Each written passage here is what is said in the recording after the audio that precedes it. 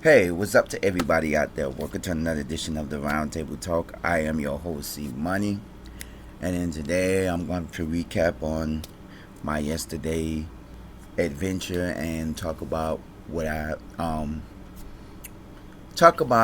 and what I feel about it and everything and all of that about it. Well, it wasn't really an adventure. It was just more of a outing. I don't know if you seen yesterday's short video where I did a post where me and my mom we went to Sunset Place to watch the re-release of an iconic movie from the 1970s, which is The Wiz, which stars the great Diana Ross and the late Michael Jackson, and a list of great cast and actors and actresses, and it was great. Universal Productions, which is probably the company that owns the rights to the movie. On social media, Facebook, I was seeing all of these promotions within the past week about, hey, he's on down the road, come down, and a lot of stuff, and it was like, the Wiz is coming back to the movie theaters. And I was like, oh my god, and I was so ecstatic, like I want to go, and the first opening day was May 18th, which was yesterday, and they had it in selected movie theaters. I know across the country they're promoting it because I seen a lot of comments from people that was talking about it on the post, and I'm across the country. And then afterwards, I've seen a lot of posts. I even commented myself. A lot of people said they went to go watch it and stuff, and I commented, and stuff. There were several locations in the Miami area. Most of them was in. There were several locations. I'm sorry. Let me rephrase that. There were several locations in the South Florida area.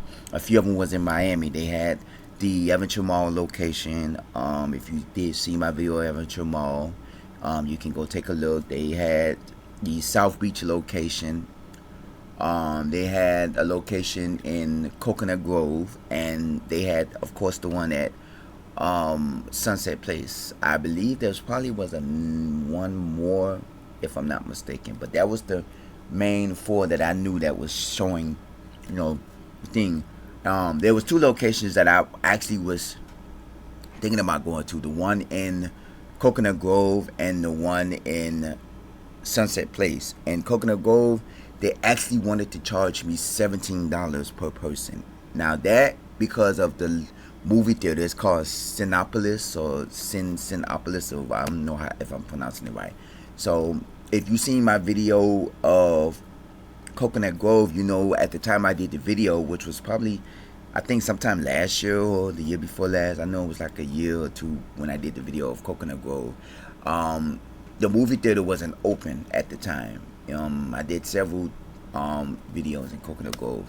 But the movie theater was open and they had it. But when I looked up the tickets, it was like $17. I'm like, yeah, no. And AMC, which is the ones that operate the one in Sunset Place, was only offering $6 a ticket. And I was like, that's a better price. And I'm an AMC Stubs movie ticket rewards program member. So even though, I didn't get no discounts with it, but I was like, okay, I can use my rewards to get more points on my, membership and all that stuff. But it was an experience. Now let's get back to what I was saying. Now, The Wiz is an iconic 70s movie which starred the great Diana Ross and the late great Michael Jackson, and it also starred an all A-list cast. Ted Ross, Nipsey Russell, Lena Horne, Richard Pryor. You had a lot of great people in there. Mabel King, if y'all know her from the show What's Happening, and it's a lot of other great actors and actresses. A lot of great celebrities was in this movie. The movie was came out in the 70s. Now, some of the comments I've been reading, now I'm an 80s baby. I was born in the 80s. So I never really got to saw the movie because, as us as youngins, a lot of these movies that came out in the 50s and the 60s and the 70s, if we was born in the 80s and the 90s and the 2000s or so, a lot of these movies, we only get to see them, back then we only got to see them when they came on TV. You know, a lot of these movies, like when I first saw the WIZ, it came on TV, and I was like, "Ooh, the WIZ," and you know, you don't get the full effect. And the reason why is because the WIZ was over 2 hours. It was about maybe 2 hours and 30 minutes, close to 2 hours and 30 minutes. Cause I know online it said it was like 2 hours and some change. You know, so that means it was like maybe 20 minutes, 30 minutes. Well, in reality, it was like over 2 hours and like 30 minutes because, you know, if the movie I did started at 6:30, but technically it don't really start at 6:30. You know, because at 6:30 you get they start showing the previews, you know, and the actual movie starts like 10 minutes later because you got so many previews and stuff like that. So on TV, if a movie is, let's say, 2 hours and 30 minutes, a lot of these TV shows, especially back in the day when I was used to watch movies when I was younger, they used to edit a lot of scenes out to shorten the movie for 2 hours. Because, you know, back then, now TV stations are actually letting movies go longer than that. Like if a movie is 2 hours and 30 minutes, they let the movie go for 2 hours and 30 minutes. But see, that's still short in time because a lot of these stations, they have to cut for commercials, and you know, they have to do like 5, 6, 7 breaks for commercials and stuff like that.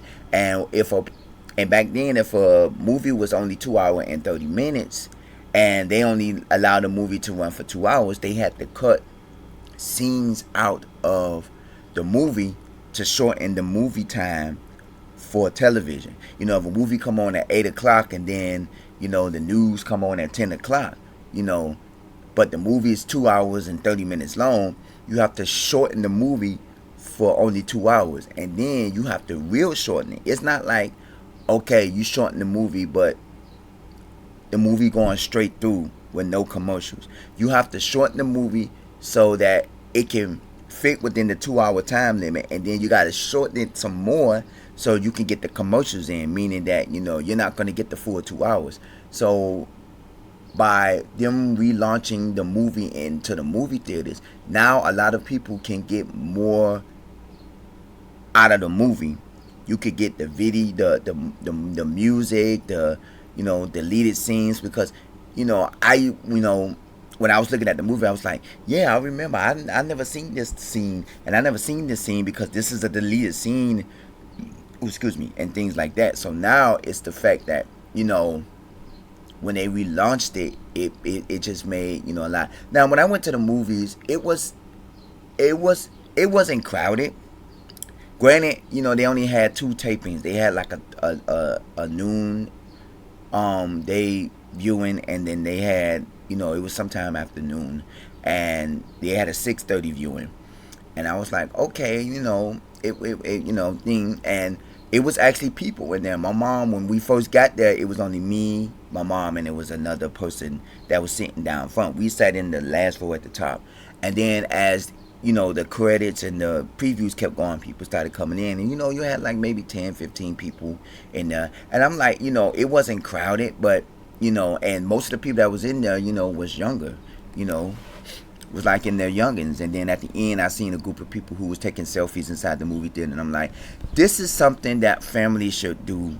And the reason why I'm doing this episode is because I believe that this should be happening, you know, more often. You know, a lot of these movies, they get re-released into movie theaters, but most of the times it's like kid movies, like The Little Mermaid and stuff like that. You know, you get a lot of these kid movies that get released because, you know, during the summertime when the kids are out of school, I remember one time they was offering like $5 movies for kids to go see, and every week or every month or every week or so they had like a different movie that was playing at the movie theater, and the kids go watch the movie, and it was like one of their favorite, you know, animated movies and stuff like that. You know, you probably had The Lion King, you know, you had, like I said, The Little Mermaid, a lot of this stuff. But for something like this to be relaunched into the movie theaters, this was a fantastic thing that Universal Productions did, and I give my hats off to them, because even though this is not, to me, it's a historical movie.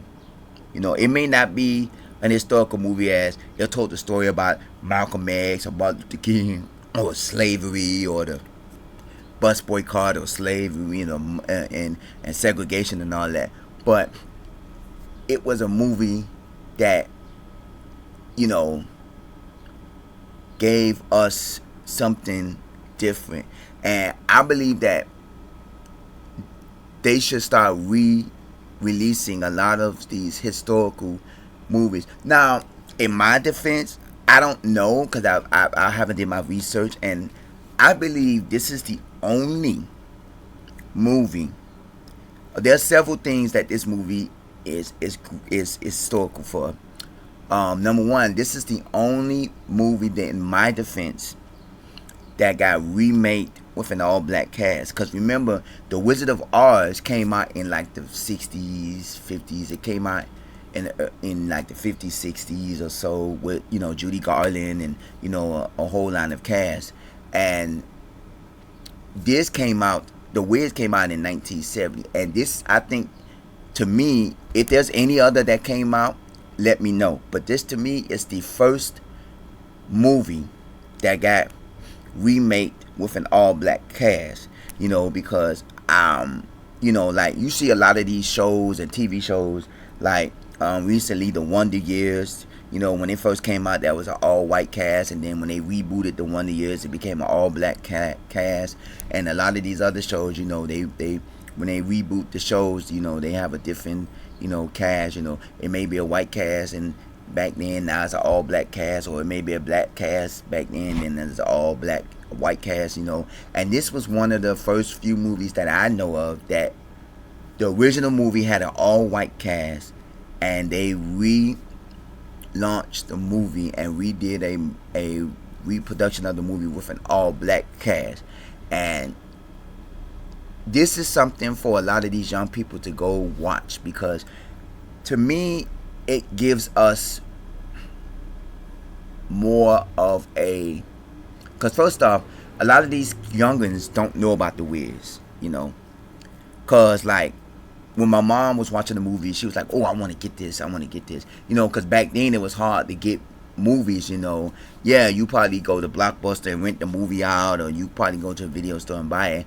And then when DVDs started being introduced, a lot of these movies out there wasn't getting converted to DVDs. It was hard to find movies when it was on DVDs. Like if you see movies from the 50s and the 60s, and some movies from the 70s, and you was like, oh, I saw this movie. Oh, what is this movie? You look online, a lot of these movies, and especially with TV shows, you have a lot of these movies and TV shows when DVDs first, when they started introducing DVDs, it was hard to find a lot of these iconic movies and iconic TV shows, because back then they didn't have TV shows on DVDs. They didn't have a lot of these 60s and 70s movies. You only saw current movies that was going on DVDs and Blu-ray and all of this. Now it's more easier to find it, because back then you'd be like, oh yeah, because I knew back in the early 2000s, if you would have saw the Wiz on TV, you were like, oh, I want to buy the Wiz. And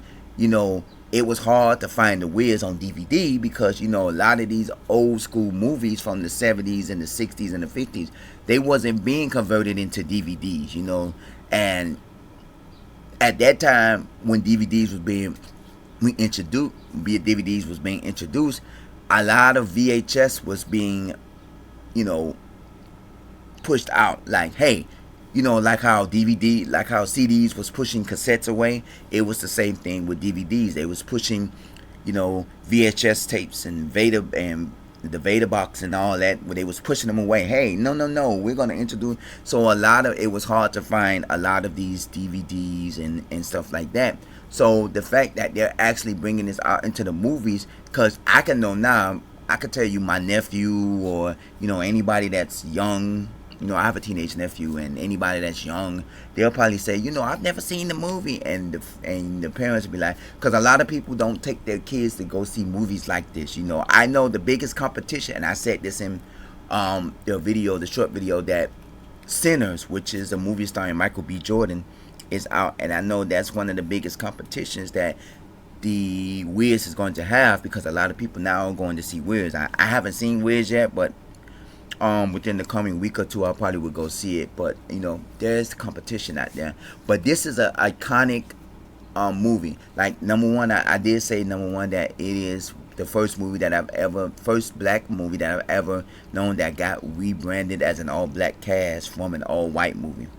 Number two, in my defense, I still need to do my research. This was the first and only movie that Michael Jackson have ever did, on the big screen. We've seen Michael Jackson do his little mini movies with his videos, his Bad, his Moonwalk, and Remember the Time and all of that. But an action movie, was his other movie. But that was the movie right out, when right around the time he passed away. But from my understanding, this was the only big screen movie production that Michael Jackson starred in. Because remember, when Michael Jackson, in the 80s, Michael Jackson started, being more of a big time celebrity. He became the king of pop and all of that. So a lot of his appearance had to be, special guest appearance. He didn't really have many appearances, because in the 70s, he was just breaking away from the Jackson 5 and being on his own. And, he was becoming an independent artist, because in the 50s and 60s, he was known, in the 60s, he was known with the Jackson 5 and all of that. So in the 70s, he was, breaking away from the Jackson 5 and trying to be an independent artist, So here, it was like, you would see him on a major movie.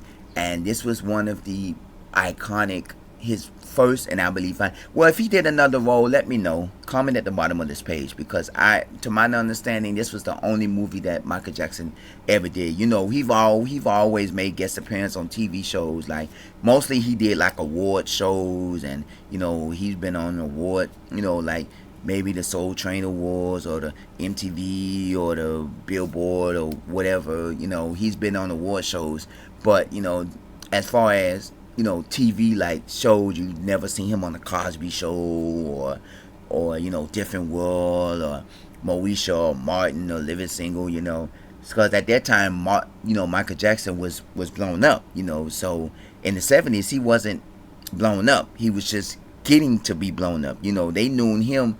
When you saw the WIZ in the 70s, you say, oh, that's the guy from the Jackson 5. He was the lead singer of the Jackson 5. Now you look at him and say, oh, that's the king of pop, Michael Jackson. So back then, he wasn't as popular, so he actually did this movie. And there was a lot of other great people in the movie. Nipsey Russell, Ted Ross. Nipsey Russell, Michael Jackson played, Diana Ross played Dorothy. Michael Jackson played the Scarecrow. Nipsey Russell played the Tin Man, and Ted Ross, played the Scarecrow. I mean, not the Scarecrow, the Lion. And of course, Richard Pryor, the late great Richard Pryor, played the WIZ. Diana Ross, I believe, is the only one that is still living this day from the main cast, because a lot of the people from the movie have since passed on. I was just looking up Ted Ross, who played the Lion, and it said that he died in 2002, and I was like, oh, so I wanted to see like who's all still living from the WIZ. But my thing with this is what they need to start doing with these iconic movies, in African American history, because they need to start re-releasing a lot of these historical movies so that it'll give young people a chance to go out and see these movies, like the Malcolm X story, or the Martin Luther King, or the Rosa Parks, or not even that. Even though this movie didn't make an impact on the civil rights movement, it was a historical movie in its right, because like I said, it was the first only rebranded movie that got rebranded as an all black cast from the original movie. And you had such an iconic lineup of great superstars. At that time, a lot of the actors that played in the movie wasn't as big as they are now. Diana Ross, she had just broke away from the Supremes, because she left the Supremes in 1970, and the same thing with Michael Jackson. He left the Jackson 5, so they was trying to rebrand themselves as independent artists. And yeah, Nipsey Russell and Ted Ross was already big time celebrities and actors because they was actors from the 60s and the 50s and stuff like that, so they was already out there. Lena Horne, she played Glinda the Good Witch of the South. She was one of her iconic roles here. There was a lot of actors in here that was famous from back then. So we don't know a lot of these people. Yeah, I know Nipsey Russell, I know Ted Ross, I knew them. I don't know a lot of the stuff that they did, because they a lot of their roles came from the 60s and maybe the 50s, and I only know them from this movie, and there's a lot of people from this movie that I don't know, and I'm like, okay, I've never heard of this person, but I know it's this person. So with me, it's like you're getting a lot of the youngest need to start knowing the history behind a lot of these actors. You don't just have Michael B. Jordan and Chadwick Boseman, and you don't have just Denzel Washington, Will Smith. Back then, you had not too many black actors out there. Um, you had, of course, Nipsey Russell, Ted Ross, Richard Pryor. He wasn't really an actor; he was a comedian. But he started turning himself around. You had Butterfly McQueen, Hattie Davis. You had a lot of these actors back then, and for them to relaunch a lot of these movies, it gives us younger people and younger viewers the opportunity to experience a lot of these actors who have passed on. Not too many people are gonna know who Nipsey Russell is. Not too many people are gonna know who Ted Ross is. Yeah, a lot of people know who Diana Ross is. They're gonna, and for most people, they're gonna say, "Oh, that's the lady that played on Blackish. That's her mom in real life. That's who Diana Ross is. That's her mom in real life." And a lot of these people are gonna say, yeah, a lot of people know about Michael Jackson, or a lot of these people, they're not gonna know who is Ted Ross, who is Nipsey Russell, who is Mabel King, and I know Mabel King, and most of our older generation know Mabel King because she was the mother on the show What's Happening, and a lot, and I remember back in the mid 2000s they did a remake of the WIZ with a all line of cast, Mary J. Blige, Queen Latifah, and they had a whole line of cast, and a lot of the young people probably gonna know that about it, but you're not going to know the real history behind it unless you go to the original movie. And it looked it so good in the movie theater because the surround sound was phenomenal. The music and the lineup was phenomenal. Because when you're watching it on your TV, you only get to hear it the way your TV hears it. Because a lot of us back then, we didn't have an entertainment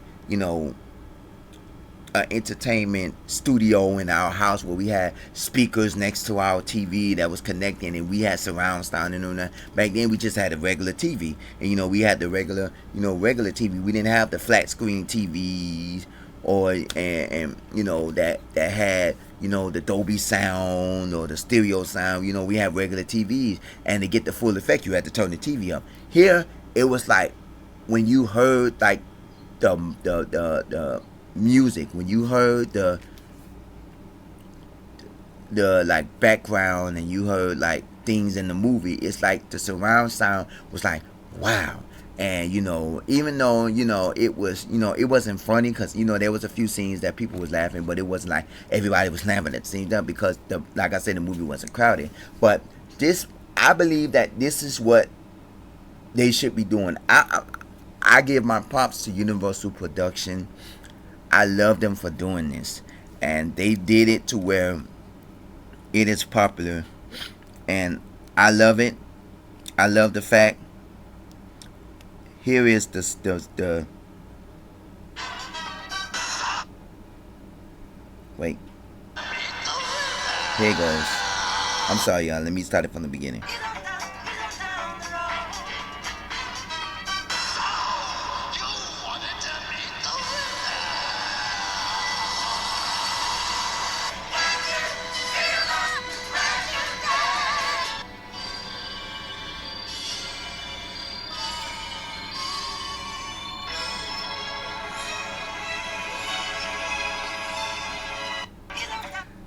And the advertisement blew me away because I was like, what? And my mom, when she saw it, she said, I want this video. And I said, yeah, it's not hard to find the DVD now because I'm quite sure on Amazon or, certain sites you can purchase the video, and stuff like that, because back then it was hard to buy videos. But the reason why I'm doing this, do you think that this is a good idea to release a lot of these iconic movies into movie theaters? Do you think that it's good? They should do this, or you think they shouldn't do this? I believe a lot of these movies, especially movies that talk about the civil rights, that talk about, the movement, that talk about African American history. And it's not just with our history, it's with everybody cultural history. Let's not just say African American history. Let's release a lot of these movies, like release Black Panther into the movie, because remember, he was one of the very first superheroes introduced in them, Marvel, DC, whatever comics. And a lot of these movies, the Malcolm X movie, the Martin Luther King movie, let's re-release a lot of these movies so our youngins can go see the movies the way they. And it was only $6. I don't know how long the movie is going to be in the movie theaters. When I first seen it, I thought it was only a one-day thing where they was doing like a one-day viewing of the WIZ, and you can only see it on May 18th throughout the country.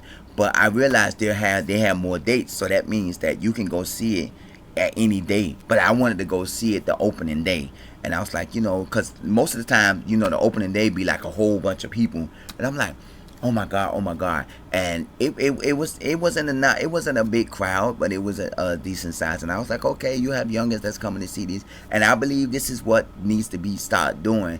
I believe that they need to start re-releasing a lot of these iconic movies to where our young people can go view them and get and start learning more about what's going on, the history behind these movies. Even though the Wiz didn't speak or give you any lesson, but it was one of the very few this is one of the very movie, because you had movies in the 70s, and a lot of these movies, they was mostly fighting movies and movies about crime, or you had like Shaft, and a lot of these movies about these black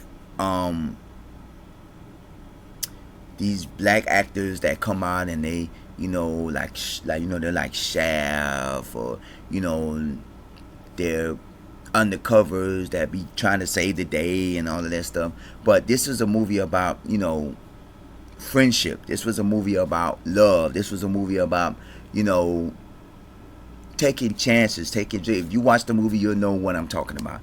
And it is iconic for a reason, because it has a great line of cast, and it is one of the greatest movies that came out in the 70s. And for them to relaunch it, I thank them, and I think that more movies like this should be relaunched and should be re-released into the movie theaters. I love to see a lot of these, because a lot of these movies like Sinners and the Tyler Perry movies and all of this stuff, it happened because of movies like The Wiz, the movies like Shaft, the movies, that, these iconic, people have did. Pam Grier, Diana Ross, Richard Pryor, Ted Ross, Nipsey Russell, a lot of these people who paved the way for us, to actually have our movies now out there.